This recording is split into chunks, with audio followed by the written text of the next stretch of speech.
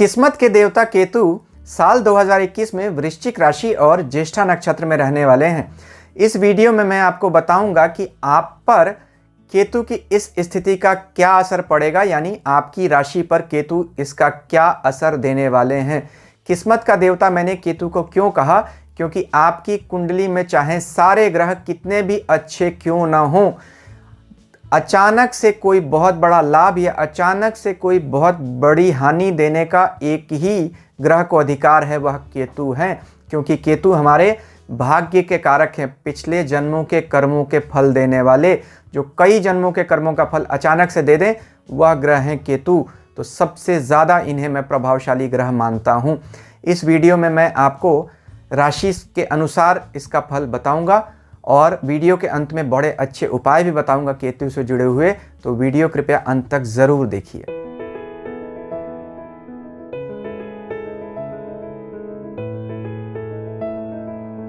ओम नमः शिवाय। मैं अंशुमान आपका स्वागत करता हूं।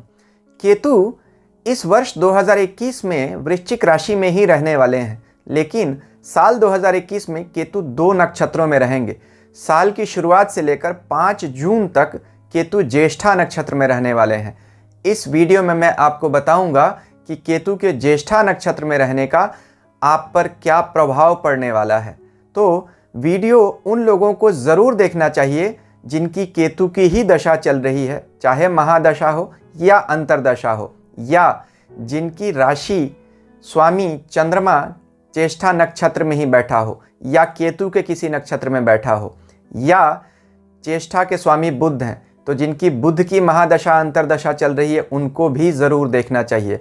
वैसे तो बाकी सभी लोगों पर इसका प्रभाव पड़ेगा ही, लेकिन इन लोगों पर ख़ास तौर पर प्रभाव पड़ेगा, और उन लोगों पर भी प्रभाव पड़ेगा जो साल के 42वें या 48वें उम्र के पड़ाव में चल रहे हैं या आने वाले हैं, क्योंकि राहु का समय एक्टिवेशन का 42वां साल और केतु का 48वां साल कहा जाता है। यानी राहु 42nd ईयर में एक्टिवेट हो जाता है और केतु 48th ईयर में। तो उन लोगों पर भी इसका खासा प्रभाव पड़ने वाला है। आइए देखते हैं कि केतु के इस नक्षत्र की स्थिति में होने का आप पर क्या प्रभाव पड़ेगा। इस वीडियो को मैंने 3-4 हिस्सों में बांट दिया है। सबसे पहले देखेंगे कि केतु क्या है और इसका हम पर क्या प्रभाव पड़ता है। वीडियो के दूसरे हिस्से में हम देखेंगे कि केतु जिस ज्येष्ठा नक्षत्र में जाने वाले हैं वह ज्येष्ठा नक्षत्र क्या है। फिर देखेंगे कि केतु का इस ज्येष्ठा नक्षत्र में रहने पर बाकी सभी राशियों पर क्या प्रभाव पड़ने वाला है, और वीडियो के अंत में उपायों पर चर्चा करेंगे। तो अगर आपको सिर्फ अपना राशिफल सुनना है तो आप केतु के बारे में जो मैं इन्फॉर्मेशन देने वाला हूं और ज्येष्ठा नक्षत्र के बारे में, उसको छोड़कर आप सीधे अपने राशिफल और अपने उपाय के बारे में सुन सकते हैं। लेकिन मैं आपको यह ज़रूर कहूँगा कि आपको पहले दोनों पार्ट को, यानी केतु की स्थिति और ज्येष्ठा नक्षत्र के बारे में ज़रूर सुनना चाहिए, नहीं तो केतु क्या प्रभाव देगा और केतु का क्या उपाय करें यह आपको पूरी तरह से समझ नहीं आएगा। तो आइए शुरू करते हैं। केतु और राहु यह 2 ऐसे ग्रह हैं जिनका हम पर बहुत ज़्यादा प्रभाव पड़ता है, क्योंकि यह हमारे दिमाग को प्रभावित करते हैं। दिमाग को क्यों? देखिए, मन के 3 ग्रह कहे गए, चंद्रमा, बुध और केतु। चंद्रमा जहाँ हमारा अचेतन मन दिखाता है, वहीं बुध चेतन मन और केतु अवचेतन मन दिखाता है। यानी माइंड के 3 हिस्से होते हैं, कॉन्शियस माइंड, सबकॉन्शियस माइंड और अनकॉन्शियस माइंड। तो बुध जो है बुद्धि तो आप जब जगे रहेंगे यानी चैतन्य अवस्था में रहेंगे तभी काम करेगी, इसलिए बुध चेतन मन का कारक है। केतु सबकॉन्शियस माइंड है, यानी अवचेतन मन, जो हमारे मन में अचानक से विचार आते हैं, जिसको हम इंट्यूशन भी कह सकते हैं, या कोई अचानक की इच्छा, उसका कारण केतु है। और चंद्रमा अचेतन मन है, यानी अनकॉन्शियस माइंड। जब हम सोते रहते हैं उस समय भी हमारा मन चलता रहता है, लेकिन बुद्धि काम नहीं करती है और इंट्यूशन भी काम नहीं करता है। इसलिए चंद्रमा, बुध और केतु तीनों हमारे मन के ग्रह हैं।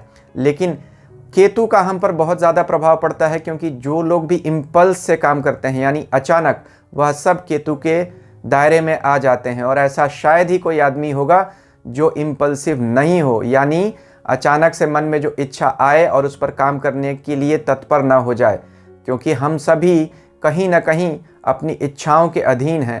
केतु उन्हीं अचानक उठने वाली इच्छाओं को दिखाता है जो हमें काम करने की प्रेरणा देते हैं। देखिए, राहु और केतु के बारे में कोई भी प्रेडिक्शन करना हमेशा मुश्किल काम होता है, क्योंकि राहु केतु छाया ग्रह हैं, शैडो प्लैनेट कहा गया। इनका अपना कोई वास्तविक आकाशीय पिंड की स्थिति नहीं है, यानी कोई हेवनली बॉडीज़ नहीं है, लेकिन फिर भी इनका हम पर असर बहुत ज़्यादा पड़ता है। देखिए, सूर्य को भी ढक लेता है तो प्रकाश तो नहीं आता है जब ग्रहण होने लगता है, यानी असली प्रकाश को भी यह छाया ढक सकती है। इसलिए राहु केतु बहुत शक्तिशाली ग्रह हैं। अब राहु और केतु को दो शब्दों में समझा जा सकता है। राहु और केतु देवता भी हैं और दैत्य भी हैं। राहु केतु को सांप की तरह समझिए। सांप जैसे टेढ़ा मेढ़ा चलता है, उसकी गति को कोई समझ नहीं सकता, ऐसे ही राहु केतु हैं, हमेशा ही अनप्रेडिक्टेबल होते हैं। लेकिन किन राशियों में बैठकर क्या प्रभाव देते हैं, यह तो महर्षियों ने ज़रूर कह दिया प्राचीन ज्योतिष के ग्रंथों में। तो उसी आधार पर हम ज़रूर इस बात पर विचार करते हैं कि राहु केतु का प्रभाव किस राशि में और किस नक्षत्र में क्या होगा। देखिए, राहु का सिंबल ज्योतिष में धुआं कहा गया। जैसे धुआं हमारे चारों तरफ फैल जाए तो हमें कुछ दिखाई नहीं देता, इसी तरह राहु हमारे जजमेंट को क्लाउड करता है, यानी हमारे सीधे अच्छे तरीके से सोच समझने की क्षमता को प्रभावित कर देता है। बुरी तरह से अगर राहु हमारी कुंडली में बुरा हो, अच्छा हो तो बहुत अच्छा भी कर सकता है। वहीं केतु अचानक होने वाली घटनाओं का कारक है, इसलिए इसे भूकंप की तरह मान सकते हैं। जैसे हम ज़मीन पर खड़े हैं और हमें पता नहीं हो कि ज़मीन कब हिल जाएगी, यानी भूकंप, इसी तरह केतु भी ऐसे ही काम करता है। केतु पिछले जन्म की घटनाओं का कारक है, केतु भाग्य का भी कारक है, केतु प्रारब्ध है। अचानक से किसी की बड़ी नौकरी लग जाना या बड़ी नौकरी छूट जाना, यह सब जो घटनाएं होती हैं जो तुरंत हो जाती हैं और हमारी समझ से बाहर होती हैं, या जिनको हम कभी प्रिडिक्ट या एंटिसिपेट भी नहीं कर सकते, उन सब घटनाओं का कारक केतु होता है। अब आप देखिए, केतु पिछले जन्मों का फल तेजी से देने लगता है। केतु अभी वृश्चिक राशि में है। वृश्चिक राशि के दो स्वामी हैं, मंगल और केतु। तो यहाँ केतु को अपने घर में माना जा सकता है। अब देखते हैं कि केतु वृश्चिक राशि में जिस ज्येष्ठा नक्षत्र में रहते हैं या 5 जून तक रहने वाले हैं, उसका क्या प्रभाव आप पर पड़ेगा। इसके लिए आपको पहले ज्येष्ठा नक्षत्र को समझना पड़ेगा। देखिए, ज्येष्ठा नक्षत्र एक गंडांत नक्षत्र है और बुध इसके स्वामी हैं। गंडांत मतलब ऐसे नक्षत्र जो कठिन माने जाते हैं। कठिन 27 नक्षत्रों में 6 नक्षत्र गंडांत कहे गए, जिसमें 3 केतु के और 3 बुध के हैं।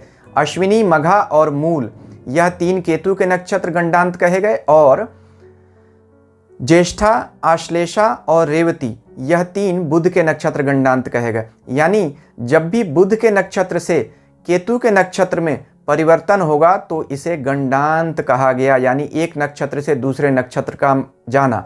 तो यह स्थिति हमेशा मुश्किल मानी जाती है। 27 नक्षत्रों में 3 जगह गांठ बांध दी गई, जो 9वें, 18वें और 27वें नक्षत्र पे गांठ बांध दी गई, यानी 3 जगह यह गंडांत पोजीशन आती है। इसे आप यूं समझ सकते हैं कि एक लंबा बांस का पौधा है, उसमें 3 जगह गांठें बांध दी गई, क्योंकि अगर बांस सीधे नीचे से ऊपर तक हो तो उसे बीच से टूटने का खतरा होगा, इसलिए 3 जगह ये गांठ बांध दी गई। यहाँ स्थिति बहुत मजबूत होती है, लेकिन यहाँ बहुत क्लिष्ट भी होती है, यानी यह अनप्रेडिक्टेबल और मजबूती के नक्षत्र पोजीशन कहे जाते हैं। यह भी देखिए कि जैसा मैंने शुरू में बताया आपको कि चंद्रमा, बुध और केतु, तो 3 नक्षत्र बुध के और 3 केतु के। तो बुध को मैंने चेतन मस्तिष्क का कारक माना, यानी कॉन्शियस माइंड, और केतु को अवचेतन यानी सब कॉन्शियस माइंड का। तो जब भी आपका सब कॉन्शियस माइंड से कॉन्शियस और कॉन्शियस से सब कॉन्शियस में ट्रांसफॉर्मेशन होगा, तब स्थितियां हमेशा चेंजेबल होती हैं, यानी उस समय स्थितियां अलग होती हैं, एक नई परिस्थिति होती है। तो चंद्रमा जो आपके मन का कारक है, यानी अनकॉन्शियस माइंड का, वह देखिए जब भी आपकी राशि में यानी आपके जन्म कुंडली में जब भी इन्हीं 6 नक्षत्रों में होगा तो उसे गंडांत नक्षत्र में रहना कहते हैं। इसे आमतौर पर लोग मूल नक्षत्र बोल देते हैं आम भाषा में, हालांकि इन्हें गंडांत नक्षत्र कहना चाहिए। तो यह समझिए कि चंद्रमा, बुध और केतु जो मस्तिष्क की इन 3 अवस्थाओं के कारक है, जब इन 3 तरह के नक्षत्रों में होंगे तभी जाके इन्हें गंडांत पोजीशन कहा गया। यह हमेशा एक मुश्किल पोजीशन कहा जाता है। बृहत पराशर होरा शास्त्र में महर्षि पराशर कहते हैं कि गंडांत में जो लोग जन्म लेते हैं उनकी ज़िंदगी मुश्किलों से भरी होती है। ऐसे लोग बड़े मेधावी होते हैं लेकिन उनकी लाइफ में अनप्रिडिक्टेबिलिटी बहुत ज़्यादा होती है, यानी अचानक उनके जीवन में बड़े बदलाव हो जाते हैं और हमेशा होते रहते हैं। अगर आपके जन्म के समय में आपने पूजा नहीं कराई अपनी गंडांत नक्षत्र की शांति की, तो फिर आपके जीवन में ये घटनाएं ज़रूरत से ज़्यादा और बार बार होती रहेंगी। बहुत बार लोग उपाय करते रह जाते हैं ज्योतिष के और काम नहीं आता। उसके पीछे कारण यही होता है कि उनके गंडमूल नक्षत्रों की बचपन में पूजा नहीं कराई गई। तो इस बात का आपको विशेष ध्यान रखना पड़ेगा। अब आप यह देखिए कि इस नक्षत्र के सिंबल क्या हैं। इस नक्षत्र का सिंबल है छाता, चक्र और कुंडल, कान में जो कुंडल पहनते हैं। ज्येष्ठ का मतलब बड़ा होता है। बड़े व्यक्ति के सर पे छाता होता है, यानी राजा के सर पे छतरी होती है। ज्येष्ठ के देवता कौन है इस नक्षत्र के? इंद्र। क्यों? सबसे बड़े देवता कहे गए। महर्षि कश्यप और अदिति से सभी देवताओं की उत्पत्ति मानी गई, तो जिसमें इंद्र सबसे बड़े पुत्र थे, इसीलिए इंद्र को ज्येष्ठ नक्षत्र का स्वामी कहा जाता है। एक बात और देखिए, हमेशा देखिए बड़े भाई देवताओं के जो हैं इंद्र, वो हम सबके प्रोटेक्टर हैं और प्रोवाइडर हैं। यानी इंद्र को किस पर अधिकार दिया गया? इंद्र को बारिश पर अधिकार दिया गया। इसीलिए कहा जाता है इंद्र बादलों के देवता हैं, मेघों के राजा हैं। इंद्र की आज्ञा से ही मेघ धरती पर बारिश करते हैं और बारिश से ही जीवन होता है। गीता के 3 अध्याय के 14वें श्लोक में देखिए क्या कहते हैं भगवान। अन्नाद भवति भूतानि पर्जन्याद अन्न संभव यज्ञाद भवति पर्जन्य यज्ञ कर्म समुद्भवम। ज्येष्ठा नक्षत्र को हाथों पर अधिकार दिया गया। धर्मशास्त्र में देखें तो इंद्र को हमारे हाथों पर अधिकार दिया गया। हाथ से ही हम अपने पद की प्राप्ति का प्रयत्न करते हैं। तो इंद्र क्या है? दूसरों की मदद करना और अपने पद की प्राप्ति का प्रयत्न करना, यही इंद्र का स्वभाव है और यही उनका कार्य भी है। अगर आपको मेरा वीडियो अभी तक पसंद आ रहा है तो कृपया मेरे चैनल को सब्सक्राइब कीजिए और सब्सक्रिप्शन बटन के साथ लगी घंटी को जरूर दबा दीजिए। तो केतु के इस राशि और इस नक्षत्र में रहने का सभी 12 राशियों पर क्या प्रभाव पड़ेगा, इस पर मैंने 2 वीडियो बनाए हैं। मेष राशि से लेकर कन्या राशि तक इसका क्या प्रभाव पड़ेगा, यह एक पिछले वीडियो में मैंने आपको बता दिया है, जिसका लिंक इस वीडियो के अंत में मैं आपको एंड स्क्रीन पर दे दूंगा, उसे देख लीजिए। इस वीडियो में मैं आपको अंतिम 6 राशियों यानी तुला से लेकर मीन तक राशि स्थिति का क्या प्रभाव केतु का पड़ने वाला है और उनका क्या उपाय कर सकते हैं, इस पर मैं चर्चा करूंगा। तो आइए तुला राशि से शुरू करते हैं। तुला राशि वाले लोगों के लिए केतु उन्हें इस साल विदेश यात्रा पर ले जाने वाले हैं या तीर्थ यात्रा पर ले जाने वाले हैं। दोनों में से एक आपकी यात्रा तो ज़रूर होगी। केतु बुध के नक्षत्र ज्येष्ठा से गोचर कर रहे हैं, जो आपके यानी तुला राशि वाले लोगों के लिए उनके 9वें और 12वें घर के राशि स्वामी बनते हैं। यानी 9वें और 12वें घर की राशि के स्वामी के नक्षत्र से गोचर करना केतु का यह दिखाता है कि आप कहीं ना कहीं लंबी यात्राओं पर ज़रूर जाएंगे। जो लोग भी विदेश में जाकर बस जाना चाहते हैं उनके लिए बड़ा अच्छा समय है। अगर आप अपना परमानेंट रेजिडेंसी के लिए या ग्रीन कार्ड के लिए अप्लाई करना चाहते हैं या जो व्यक्ति बाहर जाकर पढ़ना चाहते हैं उनके लिए एप्लीकेशन डालने का यह महीने बड़े अच्छे रहेंगे। यानी जनवरी 2021 से लेकर मई 2021 तक का समय आपको इस मामले में सफलता ज़रूर मिलेगी। परिवार में किसी तरह का वाद विवाद लेकिन हो सकता है, क्योंकि परिवार में कुछ ऐसी स्थितियां आपकी आ जाएंगी जिसमें आपको न चाहते हुए भी खर्च करना पड़ेगा। केतु दूसरे घर में बैठकर परिवार के ऊपर खर्च दिखाते हैं। बहुत बार ऐसा खर्च अपनी इच्छा के विरुद्ध होता है। बहुत बार ऐसा देखा गया है कि संपत्ति का बंटवारा भी करवा देते हैं केतु। तो आप किसी भी तरह के वाद विवाद से अपने भाइयों से खास तौर पर बचकर रहिए। किसी तरह के पति पत्नी के वाद विवाद से भी आपको मानसिक क्लेश इन महीनों में हो सकता है। लेकिन तुला राशि वाले लोगों के लिए कुल मिलाजुला कर यह देखा जा सकता है कि केतु आपकी संतान के लिए आपको बड़ा अच्छा रिजल्ट देंगे। संतान की तरक्की होगी। केतु को बेटे का कारक कहा गया, तुला राशि वाले लोगों के लिए केतु का यह गोचर उनके 5वें भाव से 10वें भाव से हो रहा है। यानी 5वें भाव से हम संतान देखते हैं और केतु 5वें से 10वां गोचर कर रहा है। यानी संतान का कर्म उठेगा, आपके संतान की कर्मों में कुछ बड़ी तरक्की होगी। यह इस केतु की सबसे बड़ी खासियत होने वाली है। बाकी धन के साधनों में वृद्धि ज़रूर होगी, लेकिन चूंकि तुला राशि वाले लोगों का राहु उनके 8वें से गोचर कर रहा है, तो अचानक किसी न किसी तरह का बड़ा खर्चा सामने निकल कर आएगा, जिसकी केतु भी पुष्टि कर रहे हैं। तो अचानक से कोई खर्च ऐसा हो जाए जो आपके कंट्रोल से बाहर हो, उसके लिए कुछ धन अलग से रख लीजिए, तो आपको तकलीफ नहीं होगी। लेकिन तुला राशि वाले लोगों के लिए केतु का यह गोचर मिला जुलाकर अच्छा रिजल्ट ही देगा। वृश्चिक राशि वाले लोगों के लिए केतु का गोचर अच्छे परिणाम लेकर आ रहा है। अगर आप अपने मन के भटकाव को रोक सकें तो यहाँ केतु आपको बड़ा राजयोग करेगा। देखिए, राहु और केतु अगर अपनी उच्च राशियों या अपनी स्वराशि में लग्न 5वें भाव, 9वें भाव और 10वें भाव से गोचर करते हैं तो यह एक तरह का राजयोग भी होता है। लेकिन केतु के बारे में एक बात तो निश्चित रूप से कही जानी चाहिए कि केतु कन्फ्यूज़न के प्लैनेट हैं। यानी हमें हमेशा दो माइंड्स में रखते हैं, डबल माइंड में, स्प्लिट पर्सनालिटी भी देते हैं केतु। तो टू डू और नॉट टू डू, यही सबसे बड़ा कैच है केतु का। यानी केतु दुविधा के ग्रह हैं। तो लग्न पर यानी राशि पर ही केतु का गोचर करना यह दिखाता है कि आप इस समय दुविधा में तो ज़रूर रहेंगे। आपके सामने अच्छी अच्छी परिस्थितियां आएंगी, लेकिन अगर आपकी अपनी महादशा अंतर्दशा अच्छी नहीं चल रही है तो इसको मिस्ड अपॉर्चुनिटी का समय कहा जा सकता है।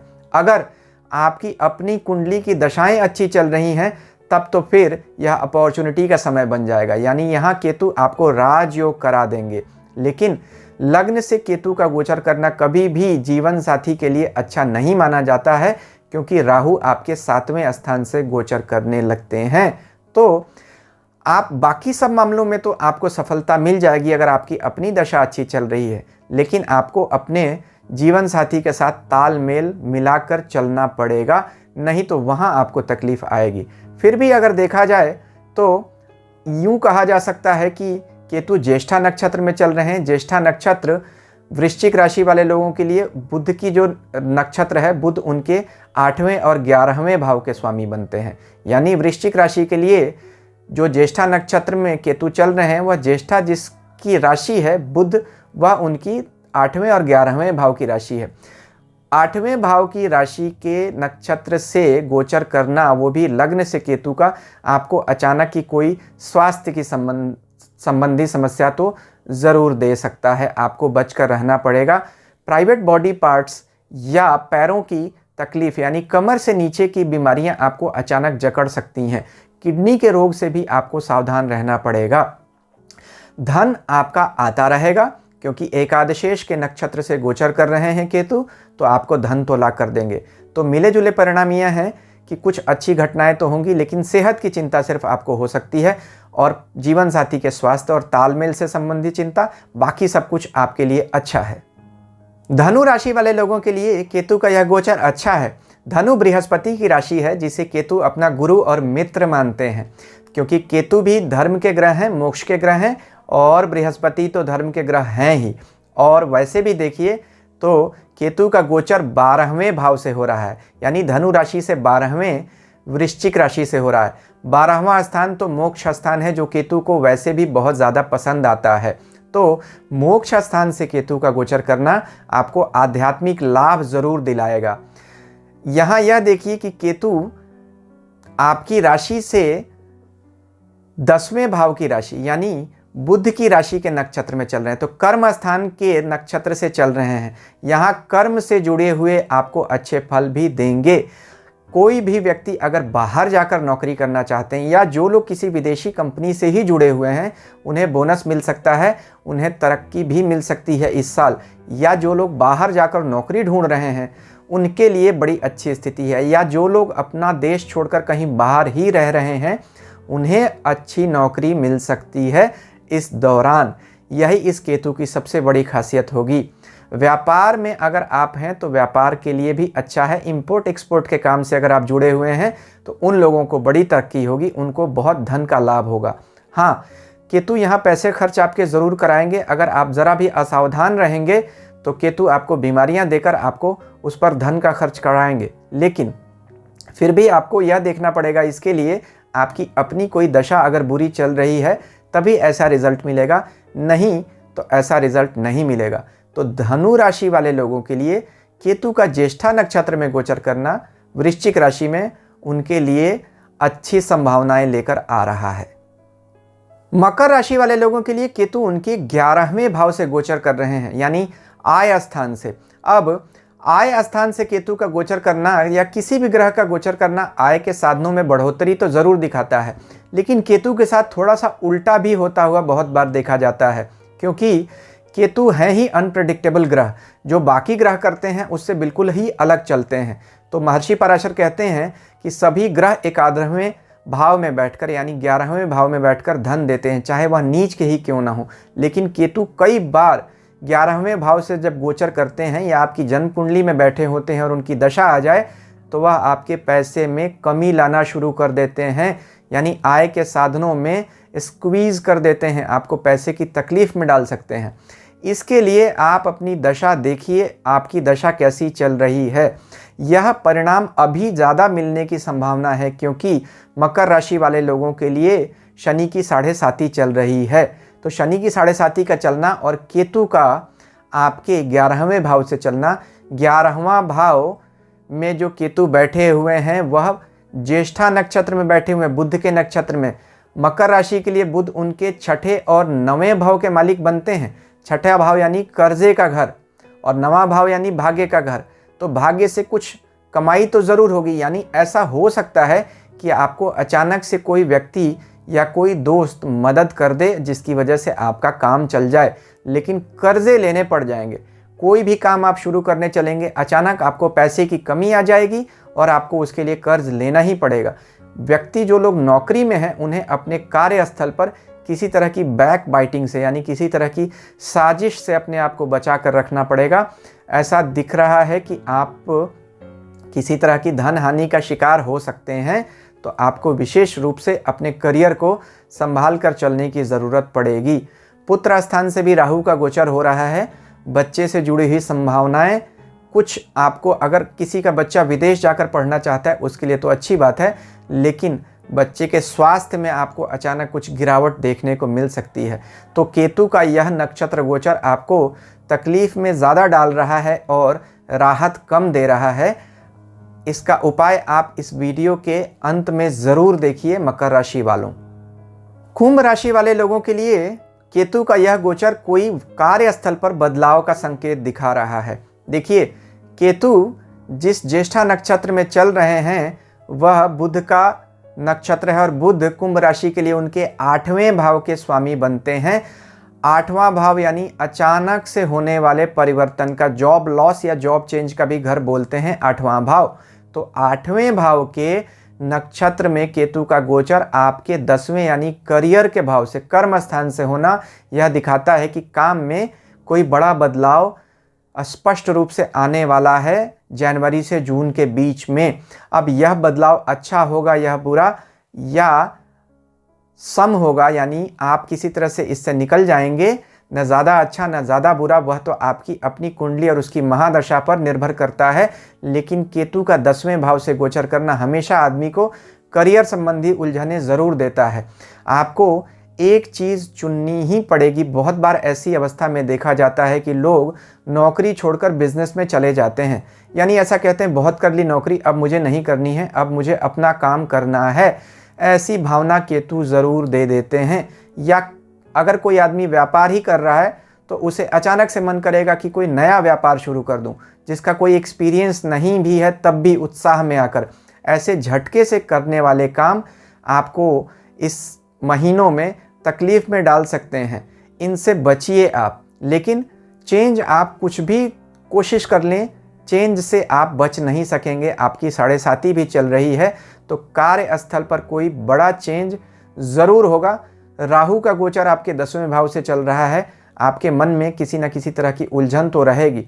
तो मन में और घर में उलझन और कार्यस्थल पर भी कोई ना कोई ऐसा चैलेंज जो आपको टैकल करना ही पड़ेगा, यह समय यही दिखा रहा है। सावधानी से अपने निर्णय लीजिए, परिस्थितियों के हिसाब से अपने आप को ढालिए और केतु के बुरे प्रभावों से बचने के लिए आप इस वीडियो के अंत में दिए हुए उपायों को ज़रूर करिए।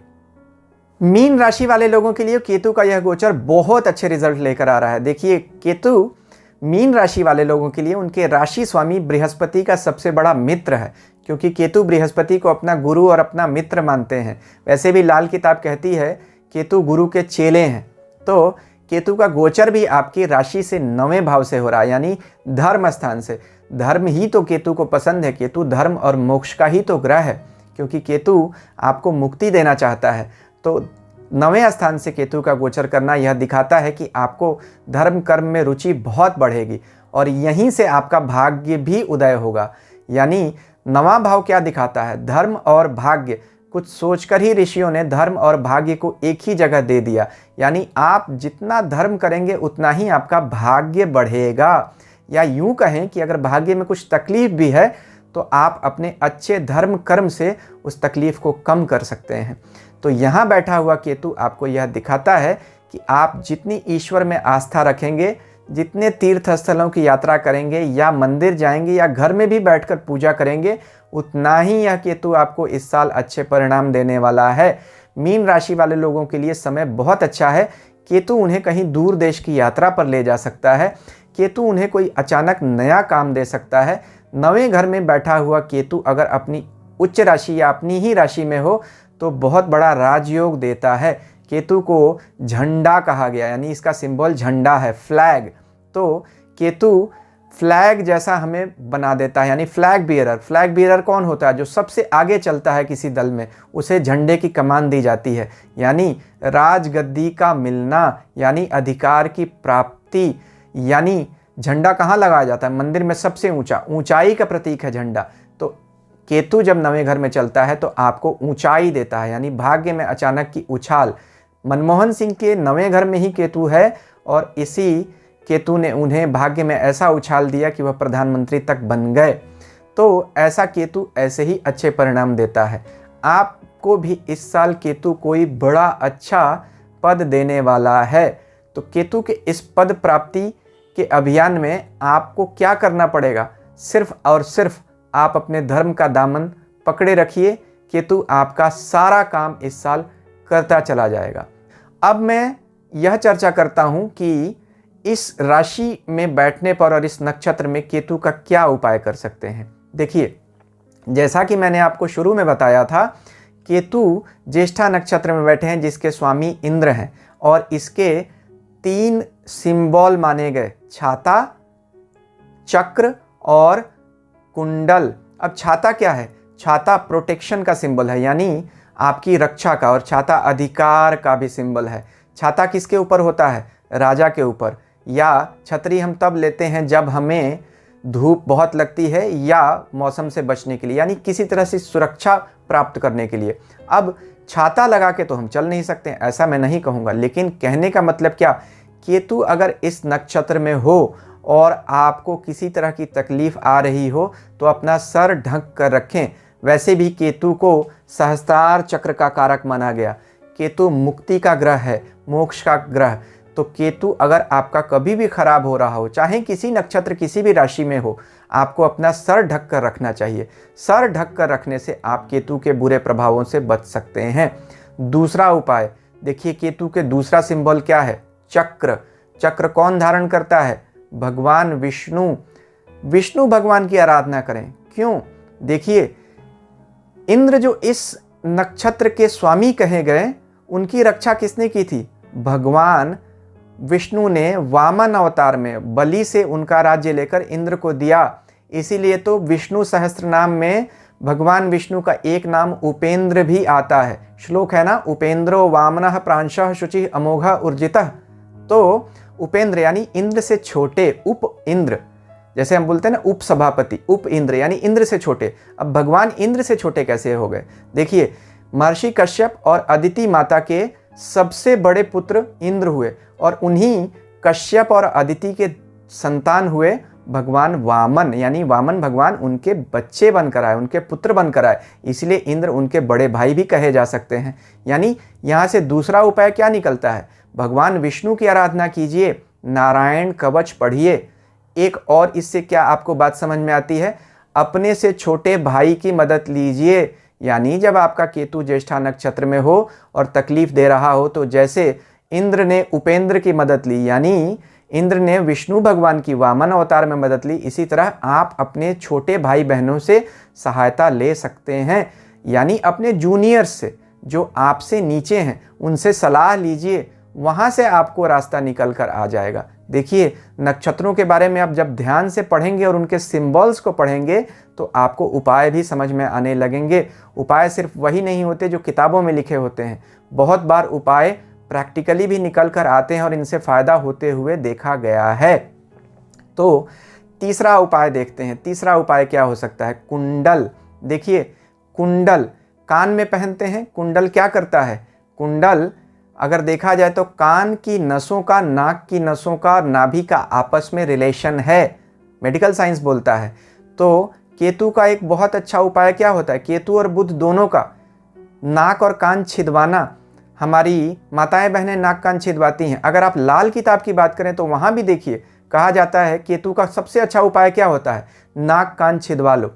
यानी जो भी लोग किसी तरह का कुंडल पहनते हैं, पुराने ज़माने में देखिए कुंडल पहन के लोग रक्षा करते थे अपनी। राजा महाराजा विशेष रूप से मंत्र से सिद्ध किए हुए कुंडल पहनते थे, जिन्हें वह कभी उतारते ही नहीं थे। तो केतु के बुरे प्रभाव से अगर आपको बचना है ज्येष्ठा नक्षत्र के, तो कान में आप कुंडल पहन सकते हैं। जो लोग यह करना चाहें उनके लिए अच्छी बात है। जो लोग, आजकल तो फैशन भी चल रहा है, आप अपना कान में पहन सकते हैं, या अगर आप पहनकर बाहर नहीं जाना चाहते हैं तो सिंबॉलिकली इसका उपाय बता देता हूँ। रास्ता क्या हो सकता है? जब आप पूजा कर रहे हों अपनी, तो आप अपने कान में कोई छोटी सी क्लिप डाल सकते हैं, पूजा के बाद उसे उतार कर रख दीजिए, तो यह आपका कुंडल डालने का फल आपको देगा। तो देखिए कैसे केतु के ऐसे उपाय निकलते हैं। और क्या कर सकते हैं? केतु का एक बहुत अच्छा उपाय होता है कुत्तों की सेवा करना। देखिए, केतु को प्रारब्ध का कारक कहा गया। प्रारब्ध यानी पिछले जन्म के कर्मों का, यानी जो हम कर्म करके जाते हैं और जिसका फल हमें मिलता है, जो यमराज देते हैं।